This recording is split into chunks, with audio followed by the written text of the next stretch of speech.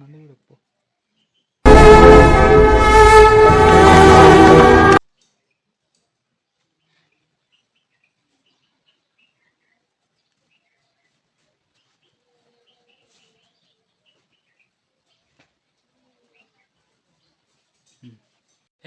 ఈరోజు మా తాత మా అమ్మమ్మది ఇంటర్వ్యూ తీసుకున్నాం. వీళ్ళ లైఫ్ ఏంది, వీళ్ళ స్టోరీ ఏంది అని చెప్పేసి మొత్తం తీసుకున్నాం. మాట్లాడదాం కదా. అమ్మ నువ్వు చెప్పు ఫస్ట్. నీ పేరు పేరు మీ ఆయన పేరు ఈయనకి ఏమైంది? ఆయన పెళ్ళుండి లగ్గమనంగా అప్పుల బాగా కరెంట్ షాట్ పెట్టుకున్నాడు. ఎవరిది పెళ్ళి ఎవరిది? నడిపిడ్డ.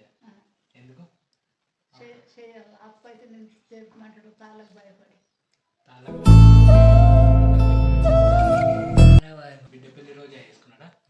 చేసుకోలేదు. బిడ్డ పెళ్లి యాడ్ చేసుకున్నాడు. కరెంట్ షాట్ రాగానే చేతులు పోయినాయి. గాంధీ వేసిరా.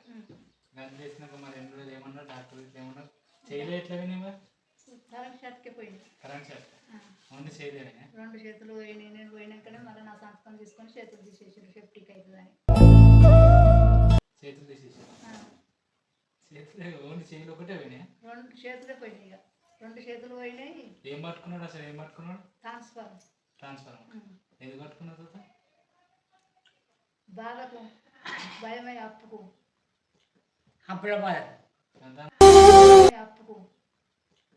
అప్పుల బాధ సంతానం అప్పింది తీసుకున్నారు. బిడ్డ లగ్గం చేయంగా అవులయ్యిండు సాగు. బిడ్డ లగ్గం చేయంగా అప్పుల బాధకు పోయి పక్కలకి నడిగాము. ఎప్పుడు పోయిండో పట్టుకొని గడబడ్డాడు. తెల్లారము లేదు దేవుడు దొరకపోతే ఒక ఆయన చూసి గొర్రెల కాడ ఆయన బర్రెల కాడ ఆయన చూసి అయ్యో వీళ్ళ నా చెరుపులే అదే కరెంట్ షాట్ పట్టుకున్నాడు. అడ్డం పడ్డాడు. మాట్లాడతలేడు అంటే ఊరంతా ఉడికినాం. ఆయనతో ఓ జీప్ మాట్లాడుకొని జీపులు వేసుకొని సర్కారు దవాఖానలోకి పోతే గాంధీకి రాసినారు. గాంధీ తీసుకొని పోయి ఎల్లుండి లగ్గమనగా పోమ్మ లగ్గం చేసుకోపో, పిండి పిల్లలు తయారు చేసినాక పిల్లల లగ్గం ఎందుకు ఎత్తగొట్టుకుంటాం. పిల్లల్ని తీసుకొని పోయి ఎవరికో మాట్లాడుకున్నాడు. ముడి పెట్టుకోమంటే మళ్ళీ నేను ఇంటికి వచ్చినాక మళ్ళీ తెల్లారే మళ్ళీ గాంధీ తీసుకుపోయారు. గాంధీ తీసుకుపోతే సేఫ్టీకి అయినాయి. అమ్మ వీడికే సేఫ్టీకి అయింది, ఎక్కువైపోయింది, చేతులు తీసేస్తామంటే తీసేయరు సార్ అని సంతకం పెట్టినా తీసేసింది. పెళ్లి చేసిన తాత రాలేక తాతకు చేతులు లేకపోయి వచ్చిండు. కానీ ఇక తాత ముట్టలే పట్టలే ఆయపాయల మీద ఉన్నాడు. మంటలు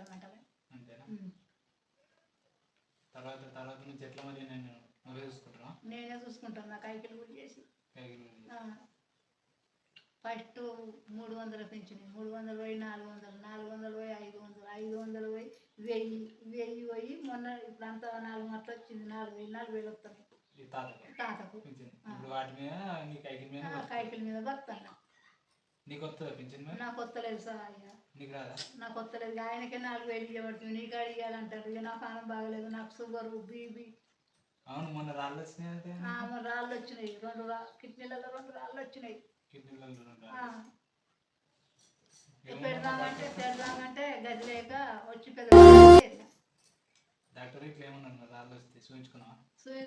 చూయిస్తుంది. పెద్ద బిడ్డ చూయిస్తుంది. పెద్దల్లుడు చూయిస్తుండు. నా తర రూపాయి లేక మరి ఇల్లు పిల్లలగ్గం చేస్తాను. పెద్ద బంగులు ఉంటే ఇంకా చిన్న ఒక్క బిడ్డ లగ్గం వేసేసాయి. ఇక నడి బిడ్డ లగ్గం కరెంట్ షాట్ పెట్టుకున్నాయి. ఇక పెద్ద బిడ్డ లగ్గం అయింది. పిల్లలు పుట్టారు. ఇక చిన్న ఇచ్చిపోతే ఎట్లా ఏం చేతులు లోకంతో అబద్ధంతో వస్తుంది. నాకు ఇక కట్టెలు చేసేటోడు కాలిపోయాయి. నేను ఎట్లా ఏం చేయాలి సార్ అని ఆయనతో బంగ్లా మీద అడిగి కౌశరాన్ని చిన్న బిడ్డ లగ్గం చేసిన రూపాయలు.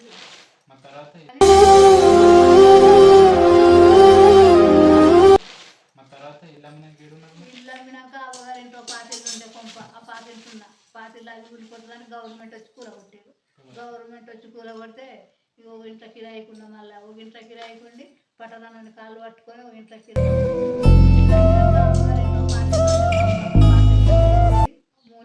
3 నెలల వరకు మా చిన్న ఆయన కొడుకు ఆయన గౌండ్లు అయినా మా చిన్న ఆయన కొడుకు ఇంత జాగా ఇచ్చిండు. 40 గజాల జాగా కొనుక్కొని రేట్లు వేసుకున్నా.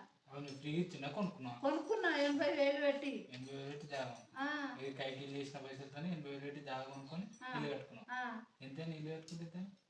3 లక్షల చిల్లర అయింది.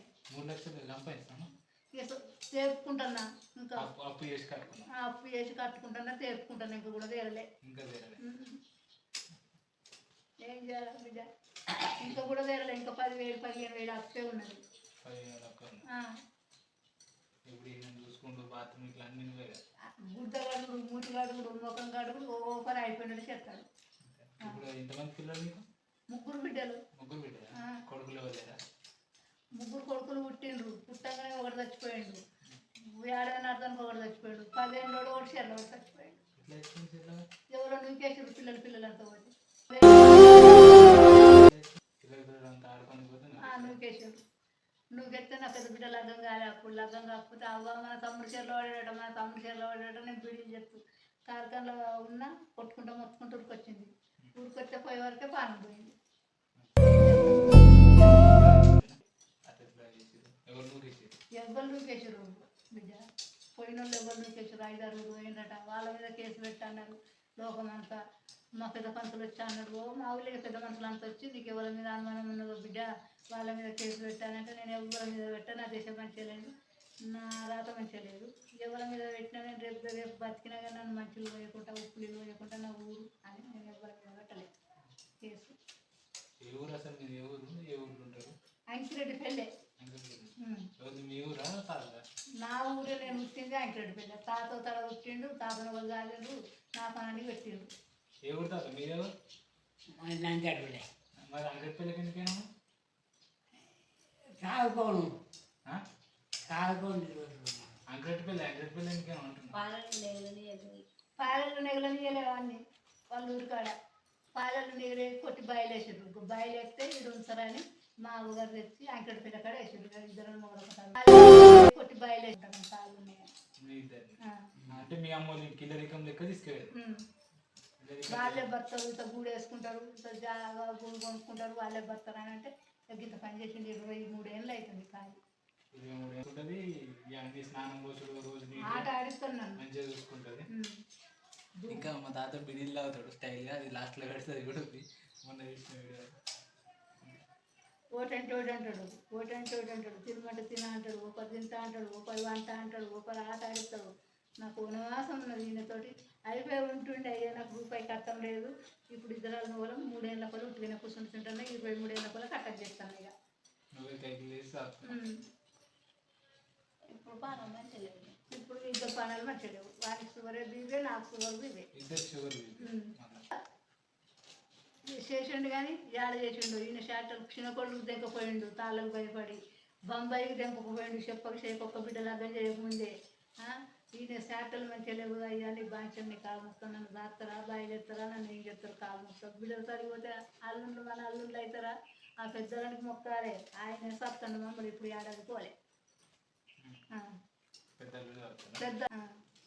మన పానం బాగలేకపోతే నడుపు బిడ్డ వీడు కాలిన అప్పుడు బిడ్డ తెచ్చి అల్లుడు బిడ్డ తెచ్చి పోదాం రమ్మ ఇంటికి అని అన్నాడు.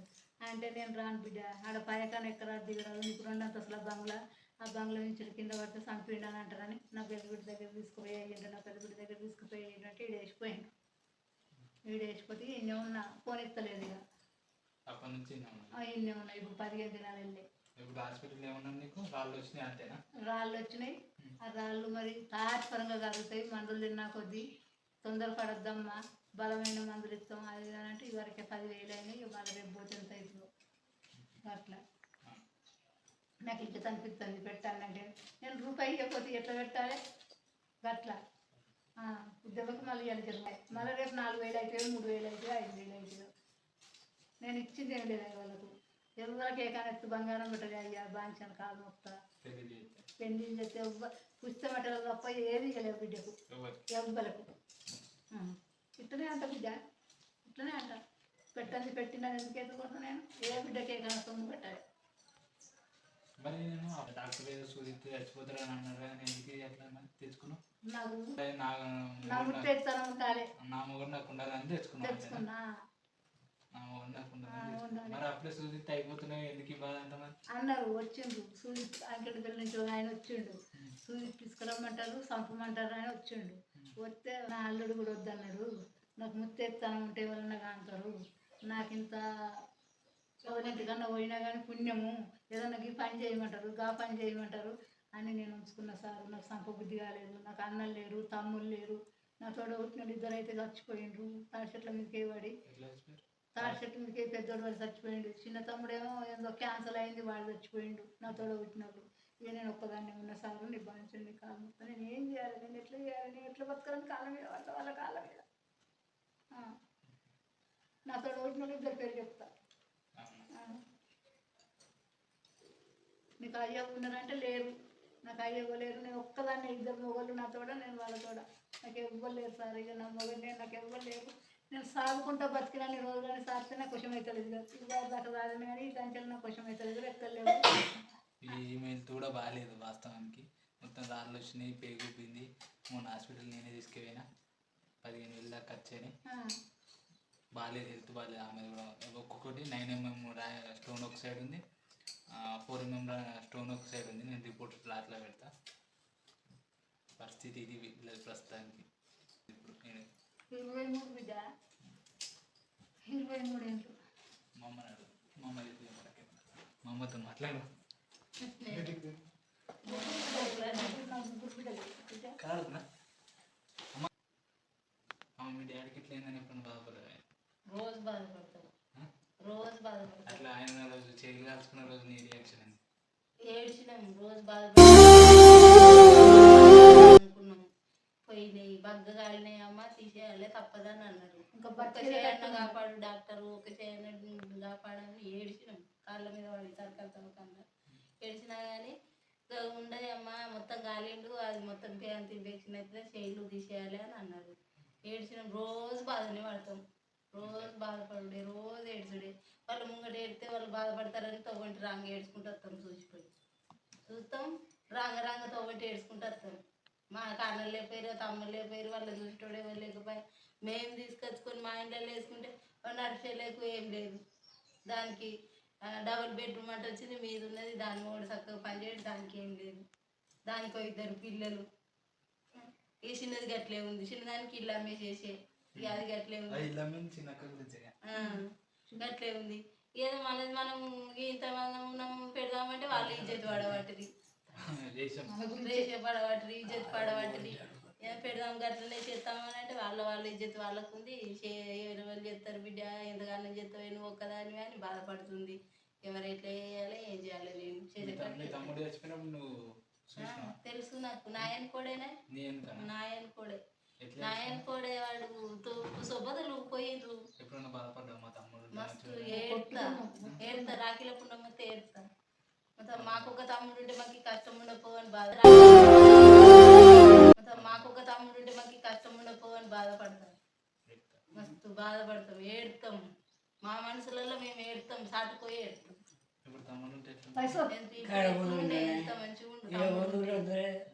తమ్ముడు ఉంటే ఇవాళ కాశపడకుండా వాళ్ళ ముసలోళ్ళని వాళ్ళని దాదుకుని కదా, మంచిగా దాదుకుని మంచిగా వాళ్ళ బుక్కెడు వాళ్ళకి పెట్టు, మాకు ఈ కష్టమే ఉండకపోవు కదా. ఇప్పుడు ఏదైనా కానీ బిడ్డ అయ్యే కాళ్ళు వచ్చింది, బిడ్డ అయ్యే కాళ్ళు వచ్చినాయి, బిడ్డ అయ్యే బాగలేడు, అవ్వ బాగలేడు బిడ్డ. అవ్వకు అప్పుడు పక్షవాతం వచ్చి పడిపోతే అప్పుడు 20,000 పెడితే నేను.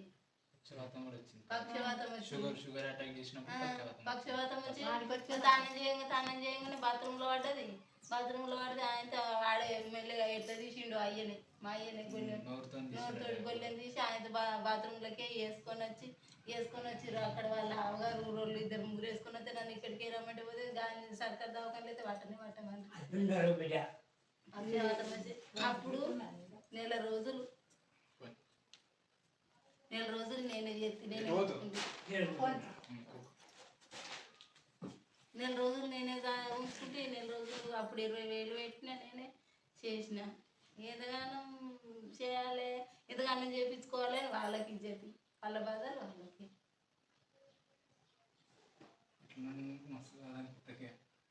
మస్తు బాగా సచిన వాళ్ళు గారు బతికిన వాళ్ళు కాదు అనిపిస్తుంది ఓసారి.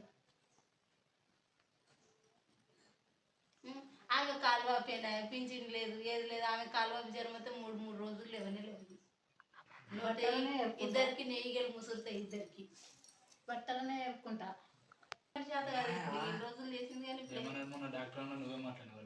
నేనే మాట్లాడినా. ఇప్పుడు ఏం పని చేద్దాము, రెస్ట్ కావాలన్నా. మరి నేనేం చేయాలి, రెస్టే కావాలన్నారు. మరి ఎట్లా బతుకుడో ఎట్లానో గదే గింత వికలింగ్ పింఛన్ అన్న కావాలి, ముసలి వాళ్ళకి ఇద్దరికి పింఛన్ అయితే ఆ పింఛన్ మీద బతారు వాళ్ళకి ఇద్దరికి షుగర్ అయినా ఇద్దరికి నెలకు 1000 రూపాయల మందులు కావాలి. ఎక్కువ ఆ, నెలకు 1000 రూపాయలు మందులు. నెలకు చెరి 1000 రూపాయల మందులు కావాలి. ఆయనకు 1000 ఈమెకు 1000. ఆ 1000 రూపాయల 4000 పింఛన్ వస్తే చెరి 1000 రూపాయలు ఏం తింటారు? వాళ్ళకి మందులు, వాళ్ళ ఖర్చు, వాళ్ళ తిండి, వాళ్ళకి మళ్ళీ ఎప్పటికి ఇంక ఊళ్ళేసి తెప్పించుకుంటారు. ఎప్పటి నుంచి షుగర్ ఎప్పటి నుంచి ఉంది ఇద్దరికి? ఇప్పుడు ఆమెకు 10 ఏళ్ళే షుగర్ ఆమెకు. 10 ఏళ్ళ నుంచి. ఉమ్. తాతకు తాతకు మూడు కూడా ఏళ్ళ 3-4 ఏళ్ళే తాతకు. 3-4 ఏళ్ళ. ఉమ్. అంతేనా? ఉమ్. మళ్ళీ ఆమె మొన్నటిదాకా పనికి ఏంది ఇక? ఇక మొన్నటిదాకా పోయింది కానీ ఇప్పుడు వదిలి ఇప్పుడు ఆమె పని బంద్ అయినా కానీ రెండేళ్ళు అవుతుంది బిడ్డ. రెండేళ్ళ. వానికి పక్షి అవుతుంది కదా నోటి మాట బంద్ తాత కూడా కూర్చోవాలి.